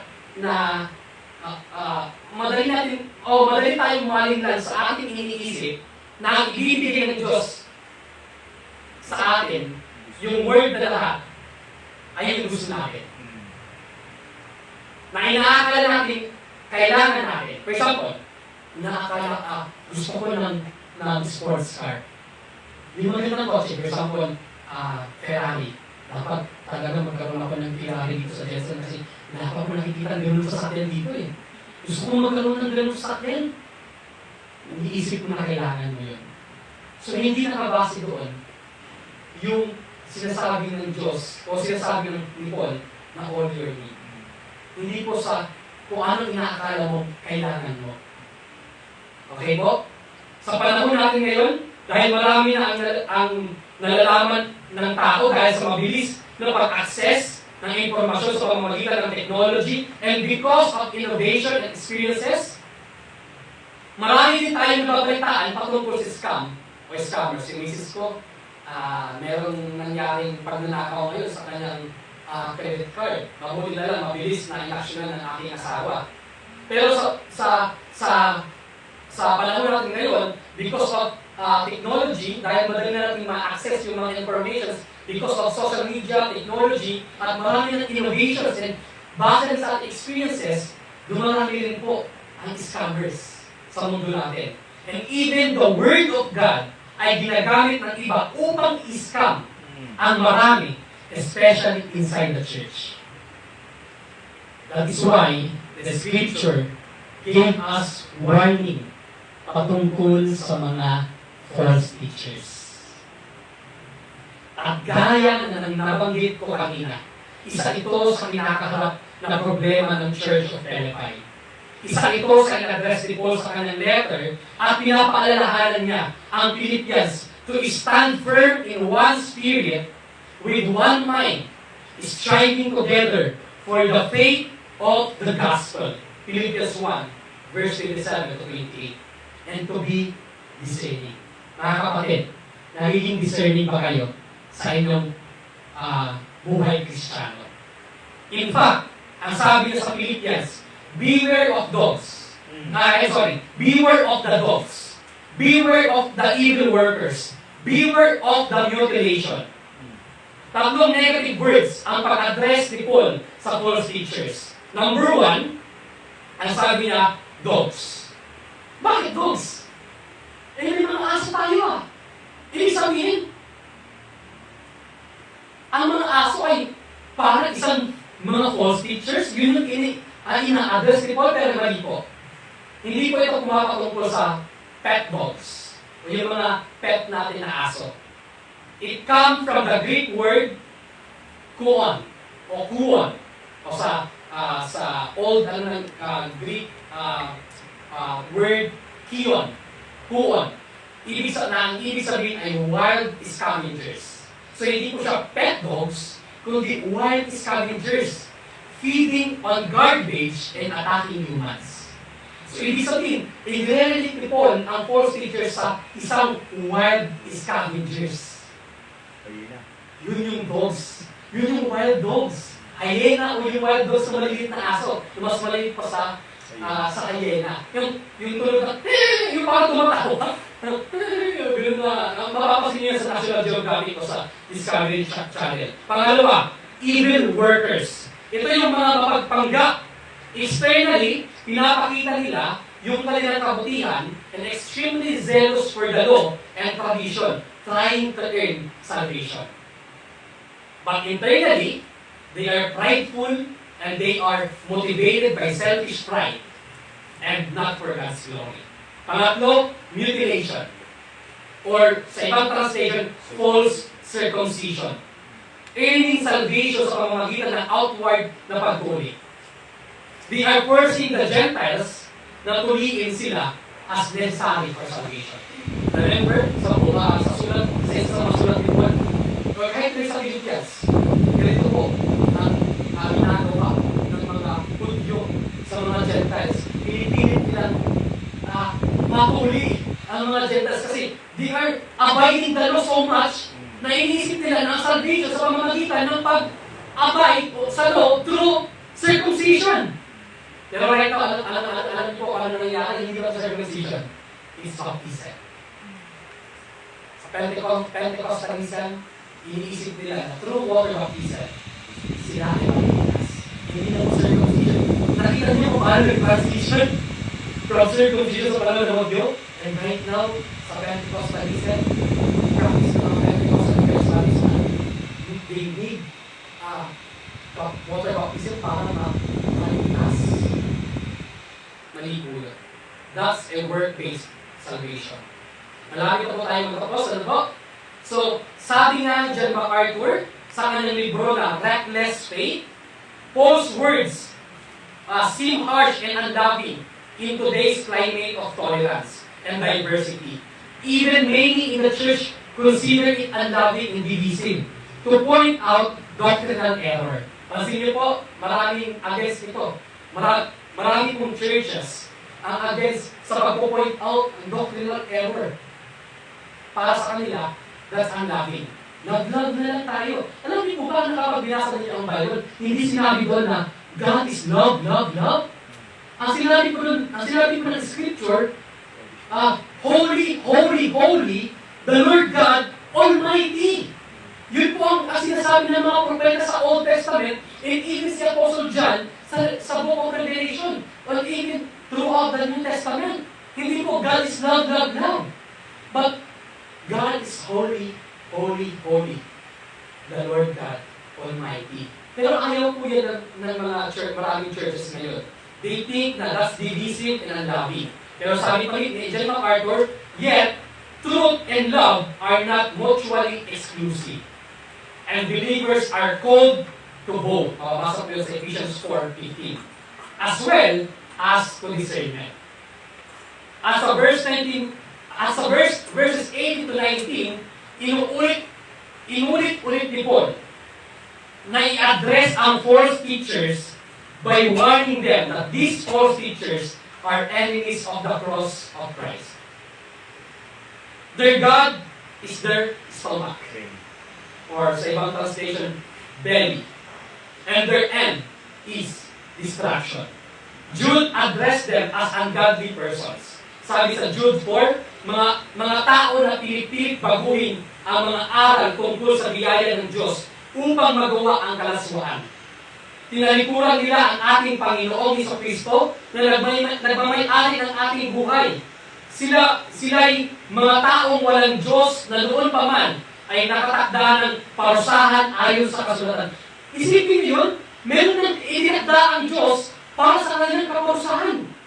So hindi na pumihinalik, hindi na yung alam ng Diyos. Meron siyang pagkilos na gagawin. At ang pagkilos na gagawin niya para sa mga false teacher ay paparusahan niya ito in the future. Ang parusahan ng Diyos sa mga false teachers at ang mga taong hindi sumasampalataya kay Jesus. So ang ugali at gawain ng mga false teachers ay linlangin, sirain at pagkakitaan ng mga tao ang iglesia. Ang discernment po ay isang katangian ng isang Christian. Hindi po ito optional. Sabi nga ni Justin Peters, it's not an option to exercise discernment as a Christian. It is a mandate. It is a duty.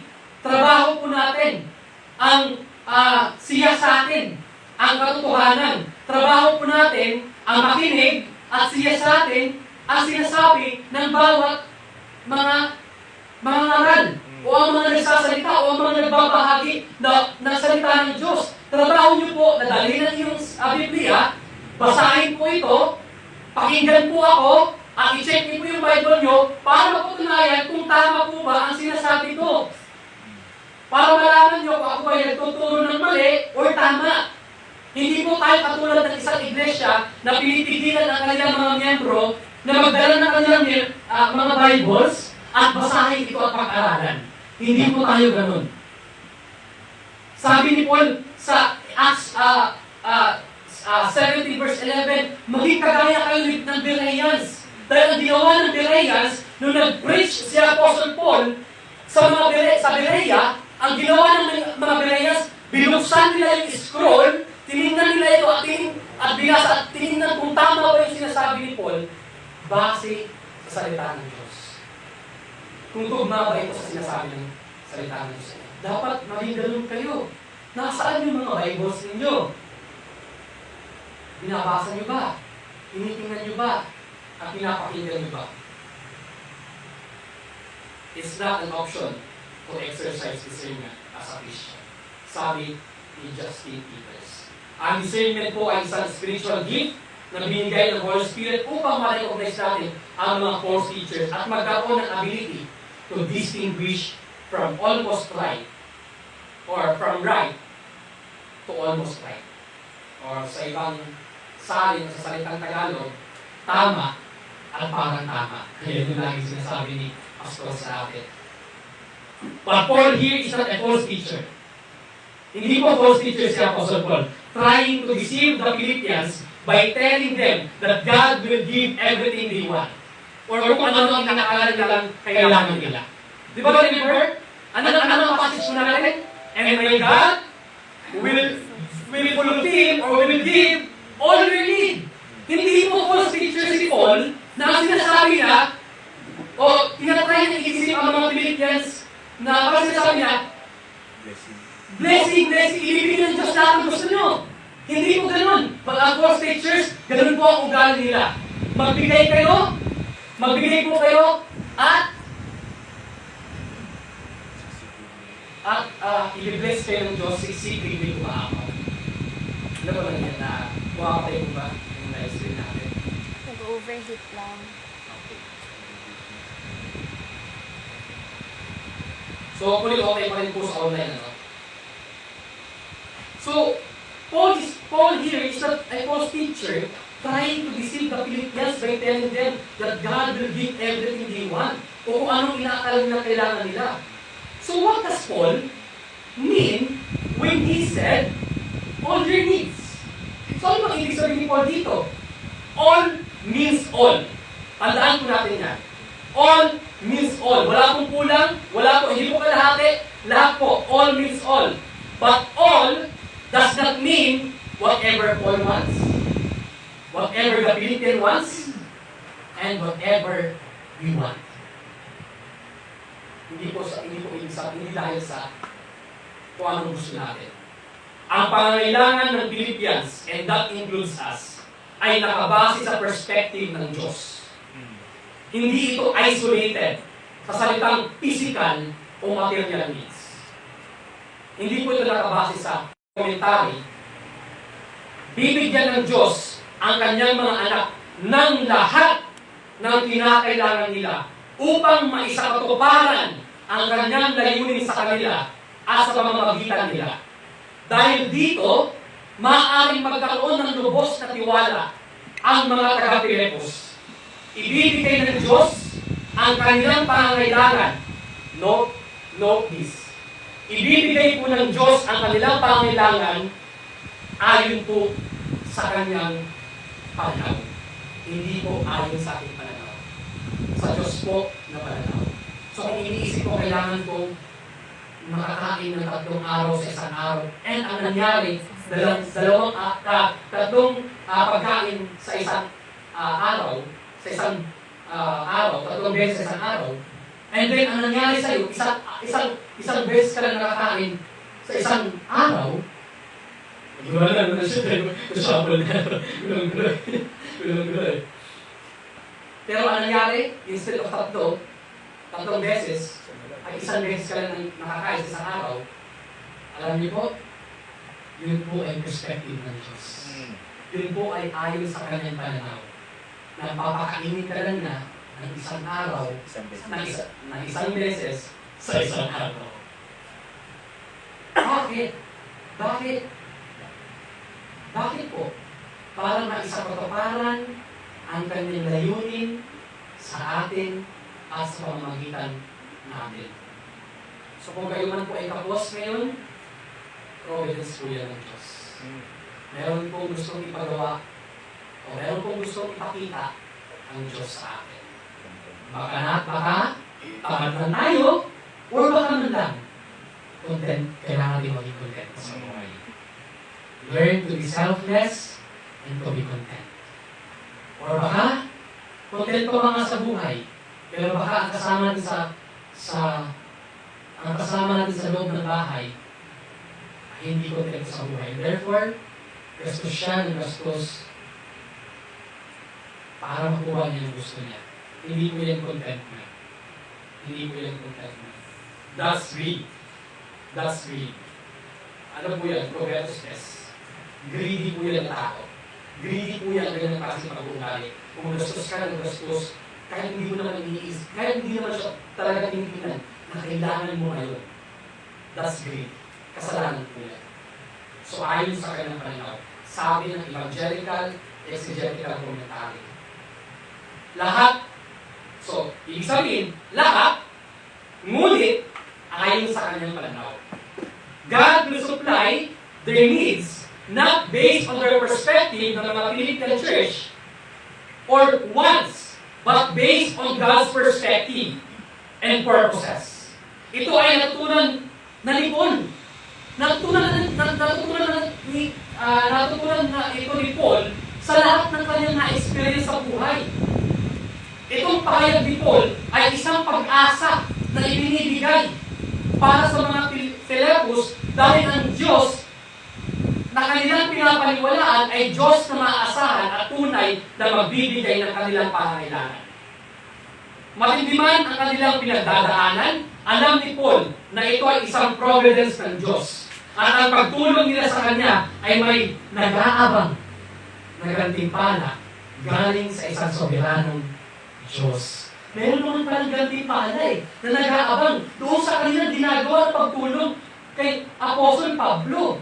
The Philippians became an agent of providence dahil in-exemplify nila ang Christ-like attitude at ang katangian ng Diyos sa pamamagitan ng kanilang pagbibigay ng gifts o tulong kay Paul. Kung babasahin po natin ang Romans 12 verse 1, Paul states, "Kaya nga mga kapatid, nakikiusap ako sa inyo, alang-alang sa maraming pagkakataong kinaawaan tayo ng Diyos. Ibigay ninyo sa Kanya ang inyong mga sarili bilang mga handog na buhay, banal at kalugod-lugod sa Kanya.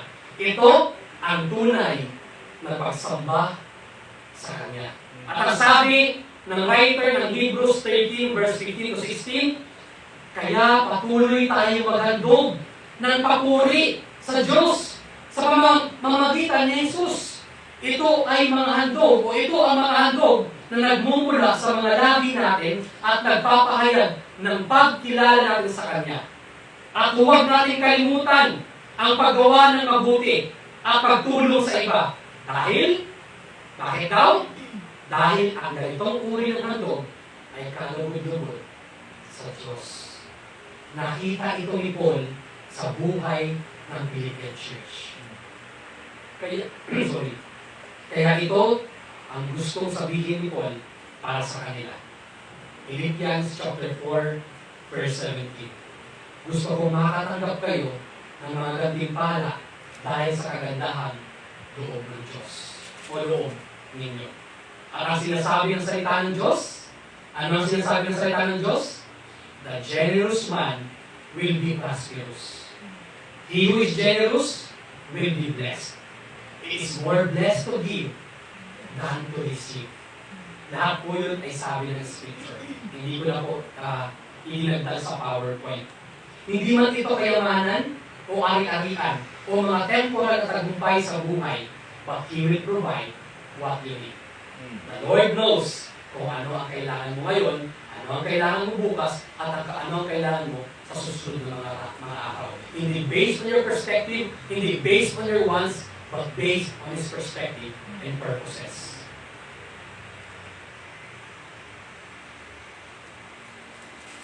Ang kaligtasan na kailangan mo, ang kapayapaan sa puso, ang kapatawaran sa kasalanan, ang contentment sa buhay, ang kakayanan to persevere in the faith.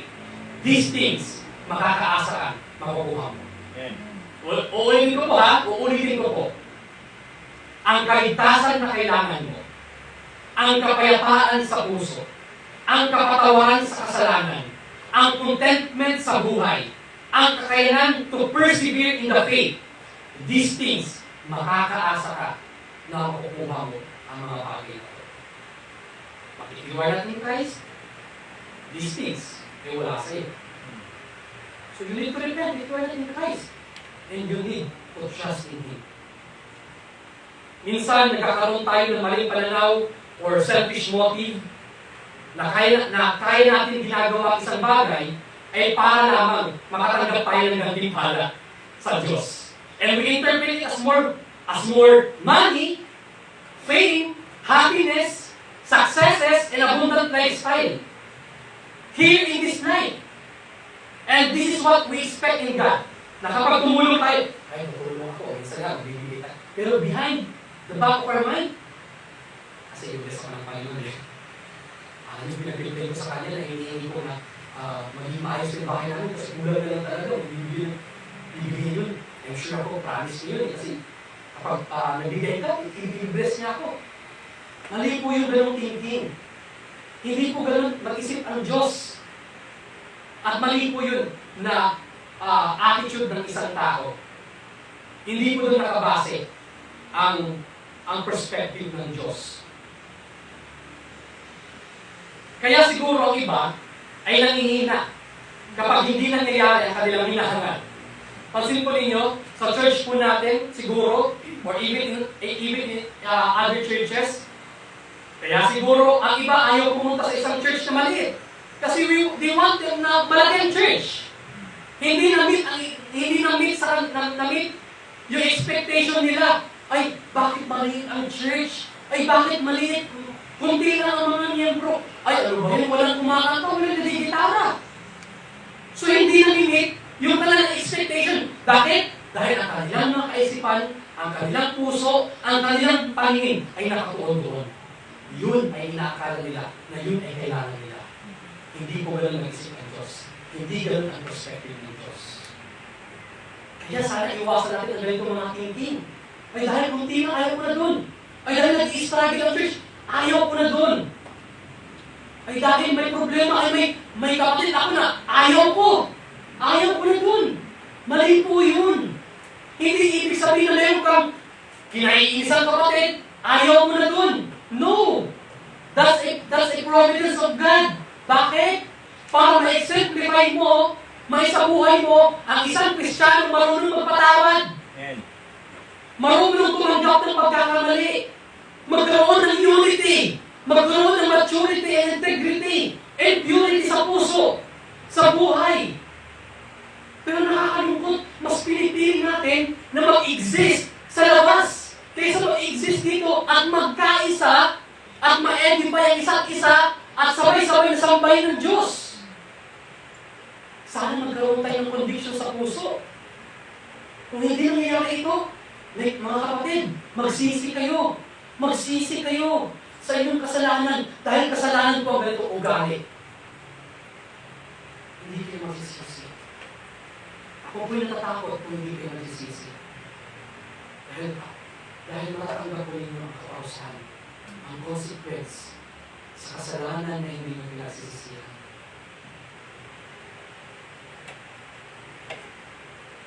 It's because they have a false view of God's providence. Tingin natin ang provision ng Diyos ay nag-i-exist lamang sa mga material na bagay. Pero ang sabi ni Warren Wiersbe sa kanyang Bible commentary, God has a promise to supply all our needs. Remember that. Not our needs. Ang sinabi ni Warren Wiersbe, sabi niya, God has a promise to supply all our greeds. Ang sabi ni Paul, our needs, not greeds. Ang sabi pa ni Warren Wiersbe, when the child of God is in the will of God, serving for the glory of God, then he will have every need met. Ulitin ko po. Sabi ni Warren Wiersbe, God has a promise to supply all our needs. When the child of God is in the will of God, and serving for the glory of God, then He will have every need met. Yun po ay sabi ni Warren Wiersbe. Hindi natin tinitingnan na what we have in Christ is more important than what we have gained in this life. Uulitin ko po, hindi po natin tinitingnan na what we have in Christ is more important than what we have gained in this life. Mas importante po si Kristo kaysa sa mga bagay na natatanggap natin sa mundo. Kung nakatanggap po kayo ng regalo sa inyong kapatid sa pananampalataya, hindi po yan yung pinaka-importante at mas importante. Ang importante po na natanggap natin si Kristo at nabigyan tayo ng buhay na walang hanggan. That's the providence of God. Yun ay ibinigay ng Diyos para sa atin. Yun ang provision ng Diyos sa atin. Hindi lang siya limited or isolated sa mga material na bagay. But sakop ito, saklaw ito ng spiritual at ng emotional na pangangailangan natin. At kasama dyan, ang eternal life, ang forgiveness of sins, ang contentment, ang pagiging selfless, ang forgiveness, ang kababaan ng loob, at lahat pa ng mga bagay na tutulong para sa ating sanctification bilang mga Kristiyano.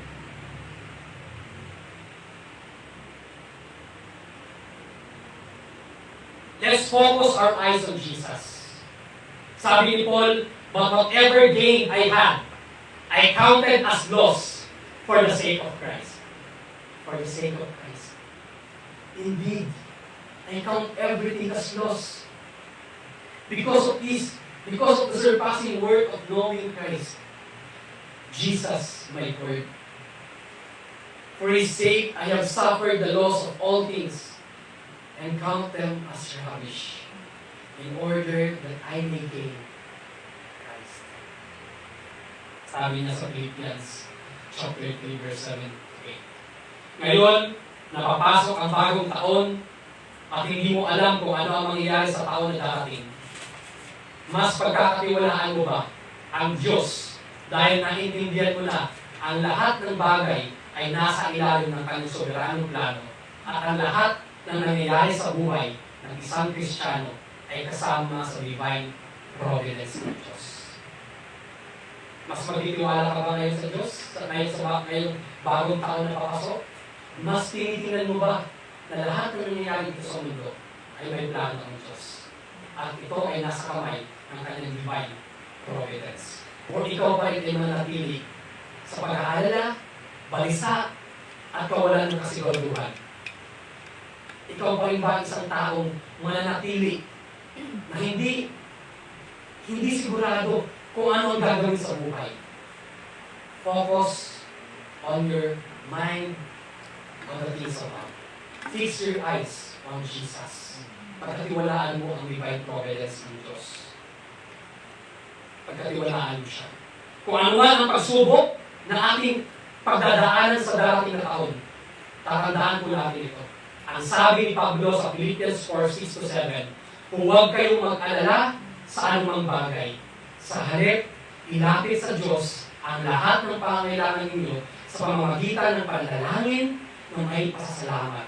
Kapag ginawa niyo ito, bibigyan kayo ng Diyos ng kapayapaan na siyang mag-iingat sa puso ninyo at mag-iisip dahil kayo'y na kay Kristo Jesus. At ang kapayapaan ito ay hindi kaya punawain ng tao. Again, hindi po kaya punawain ng isang ordinaryong tao ang kapayapaan na binibigay ng Diyos sa buhay ng isang Kristiyano. Kung ikaw ay isang Kristiyano na sumasampalataya kay Jesus at nagtitiwala sa kanyang salita at pinanindigan na ang Diyos ay isang soberanong Diyos at nagtitiwala ka sa kanyang divine providence, ikaw ay magkakaroon ng kapayapaan na wala sa mga taong wala kay Kristo. Hindi ka mag-alala at ikaw ay magpapasalamat, i-exemplify ang sinabi ni Apostol Pablo na rejoice always, and I say, rejoice. Magkakaroon ka ng ganung attitude. It's because naunawaan mo na ang Diyos ay ang Diyos na nagpo-provide ng ating pangailangan. Because He is the God of providence. He is the God of providence. So maybe, may experience tayo these days na parang hindi tayo makakusad sa mga problema na ating pinakarap sa buhay. Providence po yan ng Diyos sa buhay mo. Kung meron man tayo pinagdadaanin sa church, providence po yan ng Diyos. Kung hindi man natin nakukuha ang ating gusto o hindi nangyari ang isang bagay na inaasam natin, providence po yan ng Diyos para sa iyo, para sa atin. The Lord is teaching us to trust Him and Him alone and to be content in this life. The Lord knows what you need. Makakaasa tayo na ipoprovide ng Panginoon ang ating mga pangangailangan ayon sa Kanyang plano at ayon sa Kanyang kalooban. Kaya napaka-importante na ang ating pagtitiwala ay nasa Panginoon at hindi sa ating mga sarili o sa ibang tao o sa anumang bagay. Anuman ang dumarating sa ating buhay, instead na ikaw ay mag-murmur or mag-grumble, ituon natin ang ating mga mata sa Panginoon. At tingnan natin na ang lahat ng dumarating sa ating buhay and even sa pinagdadaan natin dito ngayon sa ating iglesia ay kasama yan sa divine providence ng Diyos. Alam ni Pablo na ang lahat ng kanyang naranasan ay kasama sa divine providence ng Diyos para maisakatuparan ang layunin ng Diyos para sa kabutihan ng kanyang mga hinirang. May you trust in the sufficiency of God's resources, knowing that He cares for you and me as His children, kagaya ng promise niya sa Philippian Church. Pakinggan po natin, and this will be my last verse in this sermon. all things work together for our good. To those who love God, and to those who are called according to His purpose.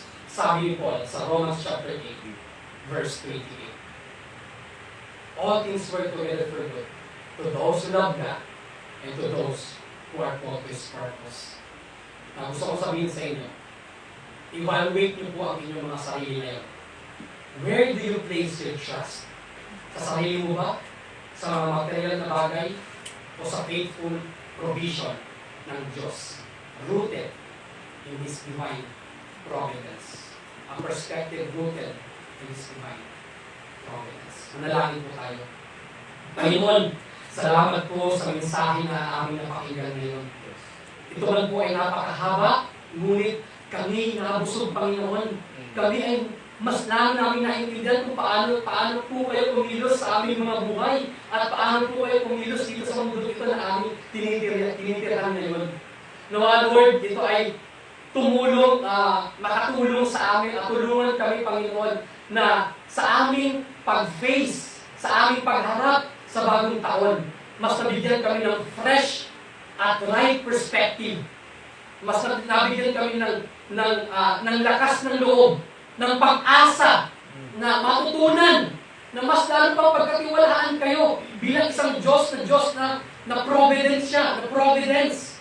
At matutunan na maging kontento sa buhay because contentment leads to selflessness.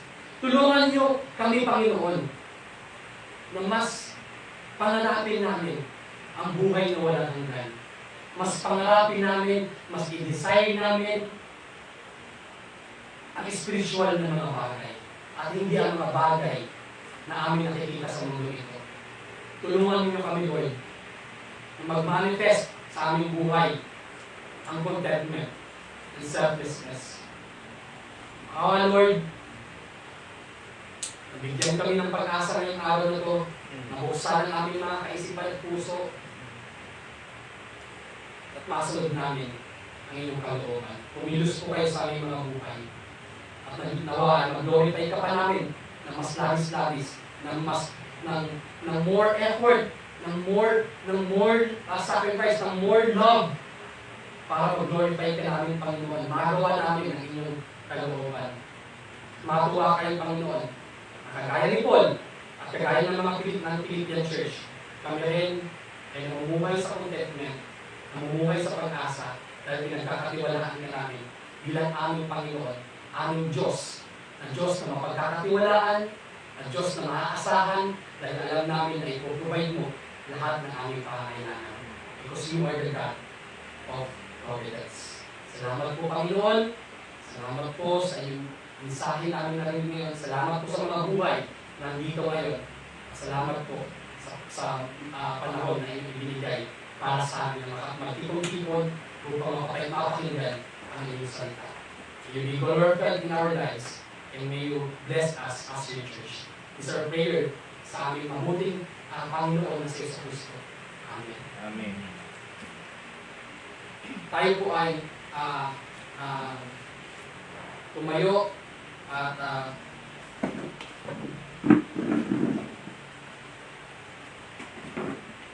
nawalan ako ng ating pong kantahin ang ating last na song.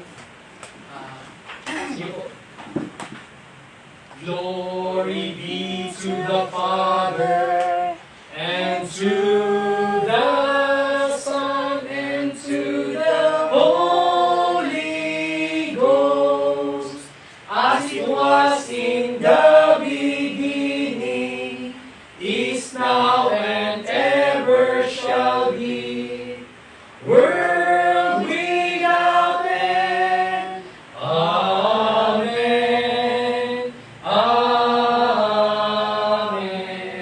God bless us all and Soli Deo Gloria po. Blessed Christmas and happy New Year.